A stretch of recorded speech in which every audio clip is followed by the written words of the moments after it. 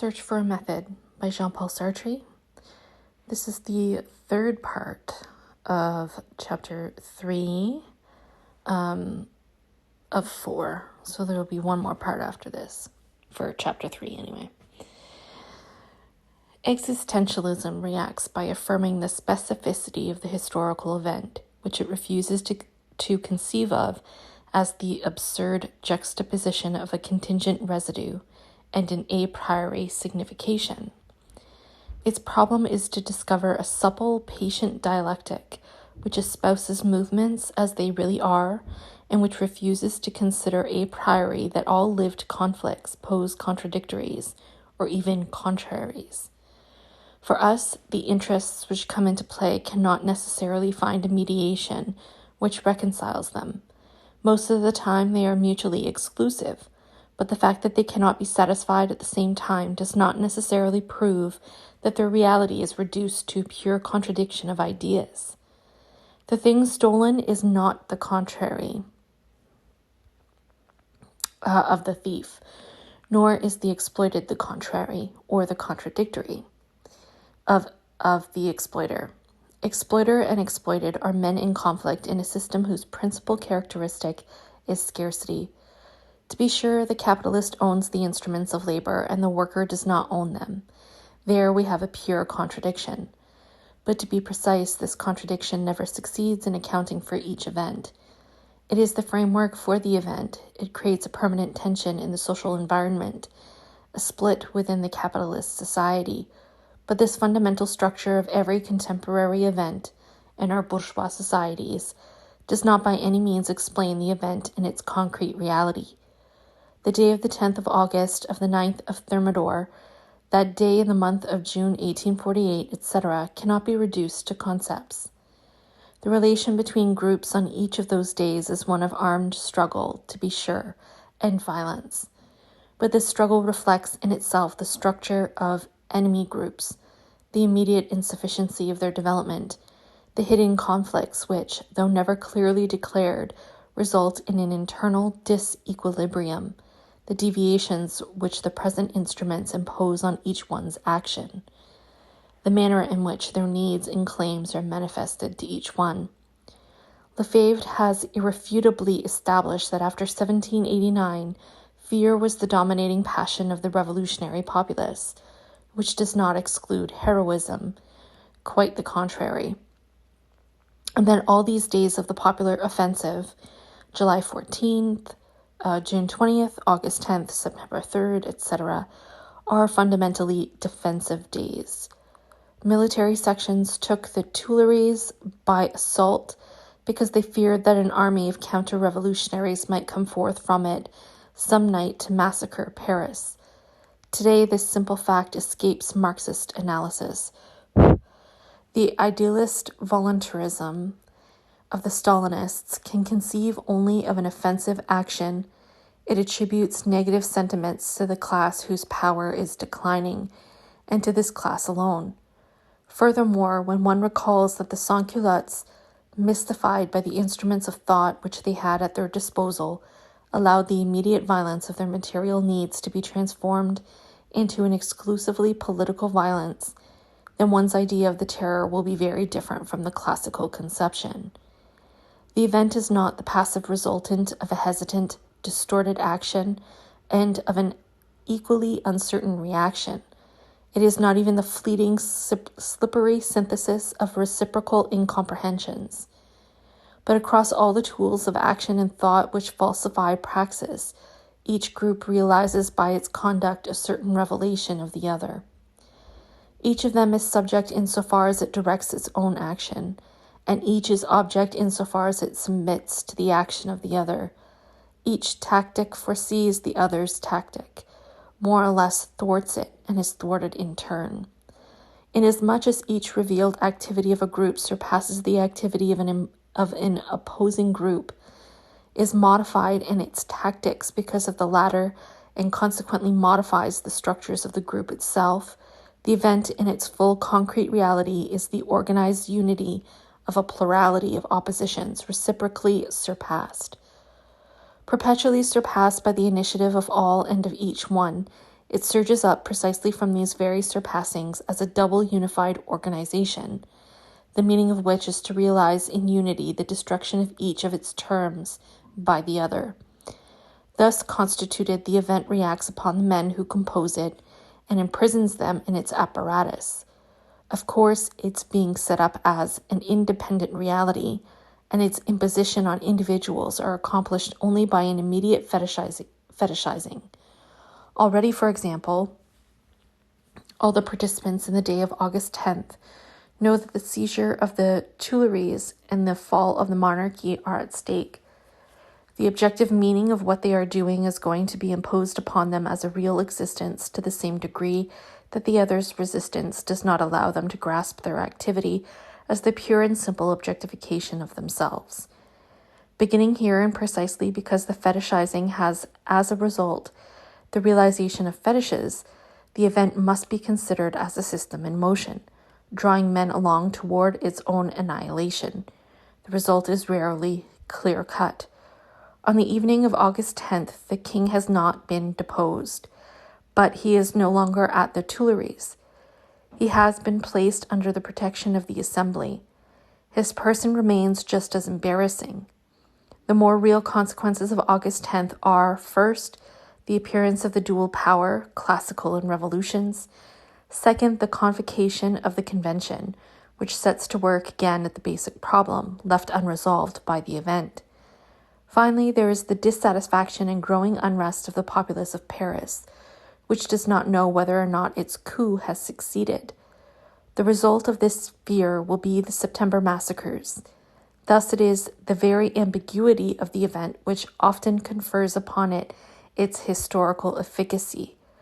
This is sufficient for us to affirm its specificity, for we do not wish to regard it as the simple unreal signification of molecular bumps and jolts, neither as their specific resultant, nor as a schematic symbol of more profound movements. We view it rather as the moving, temporary unity of antagonistic groups, which modifies them to the extent that they transform it. As such, the event has its unique characteristics, its date, its speed, its structures, etc. The study of these factors allows us to make history rational even at the level of the concrete. We must go further and consider in each case the role of the individual in the historic event. For this role is not defined once and for all. It is the structure of the groups considered which determines it in each case. Thereby, without entirely eliminating contingency, we restore to it its limits and its rationality. The group bestows its power and its efficacy upon the individuals whom it has made and who have made it in turn, whose irreducible particularity is one way of living universality. Through the individual, the group looks back to itself and finds itself again in the particular opaqueness of life as well as in the universality of its struggle. Or rather, this universality takes on the face, the body, and the voice of the leaders whom it has given to itself. Thus, the event itself, while a collective apparatus, is more or less marked with individual signs. Persons are reflected in it to the same extent that the conditions of the conflict and the structures of the group have permitted them to be personalized. What we have said of the event is valid for the total history of the collectivity. This is what determines in each case and on each level the relations of the individual with society, his powers, and his efficacy. We willingly grant that Plekhanov is right in saying influential personages can modify the particular physiognomy of events and certain of their partial consequences, but they cannot change the orientation of the events. But that is not the question. The problem is to determine on what level we place ourselves in order to define reality. Let us admit that another general, having risen to power, might have shown himself more conciliatory than Napoleon, might not have set all Europe against him, and would have died at the Tuileries and not at St. Helena. Then the Bourbons would not have returned to France. For them, of course, this result would have been the opposite of what actually happened. But in relation to the inner life of France as a whole, it would have been little different from the actual result. This good soldier, after having re-established order and having assured the domination of the bourgeoisie, would not have delayed long before using pressure against it. A liberal movement would then have been started. Louis Philippe would perhaps have ascended the throne in 1820 or in 1825. But in any case, the final outcome of the revolutionary movement would not have been contrary to what it was. This passage, which has always made me laugh, I quote from the old-fashioned Plekhanov because I do not believe that Marxists have made any progress in this respect. There is no doubt that the final outcome would not have been different from what it was. But let us look at the variables which are eliminated: the bloody Napoleonic battles, the influence of revolutionary ideology on Europe, the occupation of France by the Allies, the return of the landowners, and the White Terror. Economically, as has been established today, the Restoration was a period of regression for France. The conflict between the property owners and the new bourgeoisie of the empire delayed the development of the sciences and industry. The economic revival dates from 1830. One may admit that the advance of the bourgeoisie under a more peaceful emperor would not have been arrested, and that France would not have kept that flavor of the Ancien Regime which so strongly impressed English visitors. As for the liberal movement, if it had come about at all, it would not have resembled the movement of 1830 in any way, since it would have lacked precisely the economic basis. Apart from all that, of course, the evolution would have been the same. Only that which is so disdainfully tossed over to the ranks of chance is the whole life of men. Plekhanov, undismayed, looks on the terrible bloodshed of the Napoleonic Wars, from which France was such a long time in recovering. He remains indifferent to the slowing up of economic and social life which marks the return of the Bourbons, and from which the whole population had to suffer. He neglects the widespread misery which at about 1815 provoked the bourgeoisie into combat with religious fanaticism. As for the men who lived, suffered, and struggled under the Restoration, and who ultimately got rid of the throne, no one of them would have been what he was, or would have existed as such if Napoleon had not accomplished his coup d'etat. What becomes of Hugo if his father is not a general of the empire? And Musset and Flaubert, who, as we have indicated, internalized the conflict between skepticism and faith. If after this, we are told that these changes cannot modify the development of productive forces and the relations of production in the course of the last century, this is a truism. But if this development is to be made the sole object of human history, we simply fall back into the economism which we wanted to avoid, and Marxism becomes an inhumanism. Whatever men and events are, they certainly appear within the compass of scarcity. That is, in a society still incapable of emancipating itself from its needs, hence from nature, a society which is thereby defined according to its techniques and its tools. The split in a collectivity crushed by its needs and dominated by a mode of production raises up antagonisms among the individuals who compose it. The abstract relations of things with each other, of merchandise and money, etc., mask and condition the direct relations of men with one another. Thus, machinery, the circulation of merchandise, etc., determine economic and social developments. Without these principles, there is no historical rationality. But without living men, there is no history. The object of existentialism, due to the default of the Marxists, is the particular man in the social field, in his class, in an environment of collective objects and of other particular men. It is the individual alienated, reified, mystified, as he has been made to be It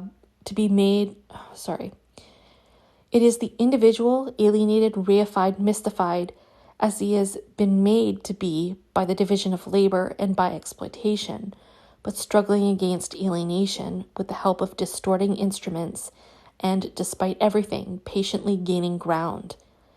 The dialectical totalization must include acts, passions, work, and need, as well as economic categories. It must at once place the agent or the event back into the historical setting, define him in relation to the orientation of becoming, and determine exactly the meaning of the present as such. The Marxist method is progressive because it is the result, in the work of Marx himself, of long analyses. Today, synthetic progression is dangerous. Lazy Marxists make use of it to constitute the real a priori. Political theorists use it to prove that what has happened had to happen just as it did. They can discover nothing by this method of pure exposition. The proof is the fact that they know in advance what they must find. Our method is heuristic. It teaches us something new because it is at once both regressive and progressive. Its first concern, as it is for the Marxists too, is to place man in his proper framework.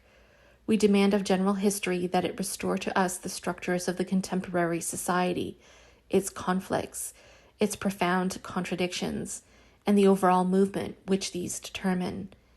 Thus we have at the outset a totalizing knowing of the moment considered, but in relation to the object of our study, this knowing remains abstract. It begins with the material production of the immediate life and ends with the civil society, the state, and the ideology. Now, inside this movement, our object is already taking form, and it is conditioned by these factors to the same degree that it conditions them. Thus, its action is already inscribed in the totality considered, but it remains for us implicit and abstract. On the other hand, we have a certain partial acquaintance with our object. For example, we already know the biography of Robespierre insofar as it is a determination of temporality, that is a succession of well-established facts. These facts appear concrete because they are known in detail, but they lack reality since we cannot yet attach them to the totalizing movement. This non-signifying objectivity contains within itself, without being able to apprehend it, the entire period in which it has appeared, in the same way that the period reconstituted by the historian contains this objectivity. And yet our two pieces of abstract knowing fall outside one another. We know that the contemporary Marxist stops here. He claims to discover the object in the historical process and the historical process in the object. In actuality, he substitutes for both alike a collection of abstract considerations which immediately refer to principles. The existentialist method, on the contrary, wants to remain heuristic. It will have no other method than a continuous cross-reference. It will progressively determine a biography. For example, by examining the period and the period by studying the biography. Far from seeking immediately to integrate one into the other, it will hold them separate until the reciprocal involvement comes to pass of itself and puts a temporary end to the research. For any given period, we shall attempt to determine the field of possibles, the field of instruments, etc. If, for example, the problem is to discover the meaning of the historical action of Robespierre, we shall determine, among other things, the area of intellectual instruments. This will involve empty forms, the principal lines of force which appear in the concrete relations of contemporaries. Outside of precise acts of ideation, of writing, or of verbal designation, the idea of nature has no material being, still less an existence, in the 18th century. Yet it is real, for each individual takes it as something other than his own specific act, as reader or thinker, insofar as it is also the thought of thousands of other thinkers.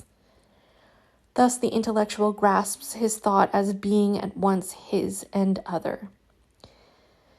He thinks in the idea rather than the idea being in his thought, and this signifies that it is the sign of his belonging to a determined group, since its functions, ideology, etc. are known, and an undefined group, since the individual will never know all the members, nor even the total number.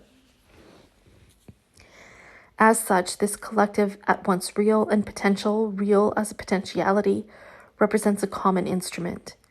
The individual cannot avoid particularizing it by projecting himself through it toward his own objectification. It is therefore indispensable to define the living philosophy as an insurpassable horizon, and to give to these ideological schemata their true meaning. Indispensable also to study the intellectual attitudes of the period, roles, for example, many of which are also common instruments, by showing both their immediate theoretical meaning and their far-reaching efficacy. Each potential idea, each intellectual attitude appearing as an enterprise which is developed upon the ground of real conflicts and which must serve them. But we shall not judge their efficacy ahead of time as Lucas and so many others do. We shall demand that the comprehensive study of schemata and roles release to us their real function, often manifold, contradictory, equivocal, without forgetting that the historical origin of the notion or of the attitude may have conferred upon it at the start another office, which remains inside these new functions as an outworn signification. Bourgeois authors have used, for example, the myth of the noble savage. They have made of it a weapon. They have made of it a weapon against the nobility, but one would be oversimplifying the meaning and nature of this weapon if one forgot that it was invented by the Counter-Reformation and used first against the Protestants' bondage of the will. It is of primary importance in this connection not to pass over one fact which the Marxists systematically neglect: the rupture between the generations. From one generation to another, an attitude, a schema can close in upon itself, become a historical object, an example, a closed idea, which would have to be reopened or counterfeited from the outside. It would be necessary to know just how Robespierre's contemporaries received the idea of nature. They had not contributed to its formation. They had got it perhaps from Rousseau, who was soon to die. It had a sacred character due to the very fact of the rupture, that distance within proximity, etc. The action and the life of the Ancien Regime, plutocracy, is a worse regime, as well as the man whom we are to study, simply cannot be reduced to these abstract significations, to these impersonal attitudes. It is the man, on the contrary, who will give them force and life by the manner in which he will project himself, by means of the idea of nature. We must, therefore, return to our object and study his personal statements. For example, Robespierre's speeches, through the screen of collective instruments. The meaning of our study here must be a differential, as Merleau-Ponty would call it.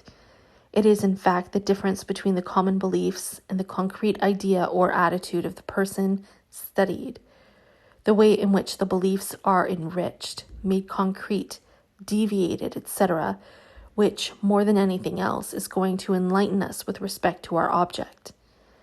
This difference constitutes its uniqueness to the degree that the individual utilizes collectives. He depends, like all the members of his class or his milieu, upon a very general interpretation which already allows the regression to be pushed to material conditions. But to the degree that his behavior demands a differentiated interpretation, it will be necessary for us to form particular hypotheses within the abstract framework of universal significations. It is even possible that we may be led to reject the conventional schema for interpretation and to rank the object in a subgroup hitherto overlooked. This is the case with Sade, as we have seen. We are not at this point yet. What I want to indicate here is that we approach the study of the differential upon the basis of totalizing demand. We do not regard these variations as anomic contingencies, as chances, as non-signifying aspects. Quite the contrary. The singularity of the behavior or of the conception is, before all else, the concrete reality as a lived totalization. It is not a trait of the individual. It is the total individual grasped in his process of objectification. The entire bourgeoisie of 1790 refers to principles when it envisions constructing a new state and providing it with a constitution. But the whole of Robespierre at that period is in the particular way in which he refers to the principles. I do not know of any good study of the thought of Robespierre, and this is too bad. One would see that the universal in him is concrete. it is abstract in the other constituents, and that emerges with the idea of totality. The revolution is a reality and process of totalization. False as soon as it stops, even more dangerous if it is partial than the aristocracy itself. It will be true when it has attained its full development. It is a totality and process of becoming which is to be realized one day as a totality which has become. The appeal to principles is then, with him, the sketching out of a dialectical genesis. Like Robespierre himself, one would be deceived by instruments and by words if one believed, as he himself believed, that he deduced the consequences of his principles. The principles indicate a direction of the totalization. This is Robespierre thinking, a newborn dialectic which takes itself for an Aristotelian logic. But we do not believe that thought is a privileged determination. In the case of an intellectual or a political orator, we approach him in the first place because his thought is generally more easily accessible. It has been set down there in printed words. But the requirement for totalization requires that the individual be discovered whole in all his manifestations. Naturally, this does not mean that there is no hierarchy among these. What we mean to say is that on whatever ground, at whatever level one is considering him, the individual is always a whole. His vital behavior, his material conditioning, each is discovered as a particular opaqueness, as a finitude, and at the same time as a leaven in his most abstract thought. But reciprocally, at the level of his immediate life, his thought, contracted implicit, exists already as the meaning of his behavior patterns. Robespierre's real mode of life, the frugality, economy, and modest dwelling of a petit bourgeois landlord and patriot, his clothing, his grooming, his refusal to use the familiar tu, his his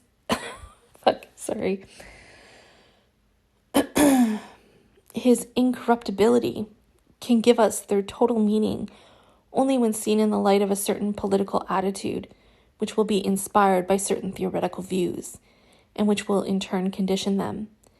Thus, the heuristic method must consider the differential, if the study of a person is concerned, within the perspective of biography. What is involved, we see, is an analytic regressive moment. Nothing can be discovered if we do not at the start proceed as far as is possible for us in the historical particularity of the object. I think now I ought to illustrate the regressive movement by a particular example. Let us suppose that I wish to make a study of Flaubert, who is presented in histories of literature as the father of realism. I learn that he said, "I myself am Madame Bovary." I discovered that his more subtle contemporaries, in particular Baudelaire, with his feminine temperament, had surmised this identification. I learned that the father of realism, during his trip through the Orient, dreamed of writing the story of a mystic virgin living in the Netherlands, consumed by dreams, a woman who would have been the symbol of Flaubert's own cult of art. Finally, going back to his biography, I discover his dependence, his obedience, his relative being, in short, all the qualities which at that period were commonly called feminine. At last I find out, a little late, that his physicians dubbed him a nervous old man and that he felt vaguely flattered. Yet it is certain that he was not to any degree at all an invert. Our problem then, without leaving the work itself, that is, the literary significations, is to ask ourselves why the author, that is, the pure synthetic activity which creates Madame Bovary, was able to metamorphose himself into a woman, what signification the metamorphosis possesses in itself, which presupposes a phenomenological study of Emma Bovary in the book. Just what this woman is, of whom Baudelaire said that she possesses at once the folly and the will of a man, what the artistic transformation of male into female means in the 19th century. We must study the context of Madame de Maupin, etc., And finally, just who Gustave Flaubert must have been in order to have within the field of his possibles the possibility of portraying himself as a woman. The reply is independent of all biography, since this problem could be posed in Kantian terms. Under what conditions is the feminization of experience possible? In order to answer it, we must never forget that the author's style is directly bound up with a conception of the world. The sentence and paragraph structure, the use and position of the substantive, the verb, etc., the arrangements of the paragraphs, and the qualities of the narrative, to refer to only a few specific points, all express hidden presuppositions which can be determined differentially, without as yet resorting to biography. Nevertheless, we shall never arrive at anything but problems. It is true that the statements of Flaubert's contemporaries will help us. Baudelaire asserted that the profound meaning of the Temptation of Saint Anthony, a furiously artistic work which Bouillet called a diarrhea of pearls, and which in a completely confused fashion deals with the great metaphysical themes of the period, the destiny of man, life, death, God, religion, nothingness, etc., is fundamentally identical with that of Madame Bovary, a work which is, on the surface, dry and objective. What kind of person, then, can Flaubert be? Must he be to express his own reality in the form of a frenzied idealism, and of a realism more spiteful than detached? Must he be in order to objectify himself in his work, first as a mystic monk and then some years later as a resolute, slightly masculine woman? At this point, it is necessary to resort to biography, that is, to the facts collected by Flaubert's contemporaries and verified by historians. The work poses questions to the life, but we must understand in what sense. The work as the objectification of the person is, in fact, more complete, more total than the life. It has its roots in the life, to be sure. It illuminates the life, but it does not find its total explanation in the life alone. But it is too soon as yet for this total explanation to become apparent to us. The life is illuminated by the work as a reality whose total determination is found outside of it, both in the conditions which produce it and in the artistic creation which fulfills it and completes it by expressing it.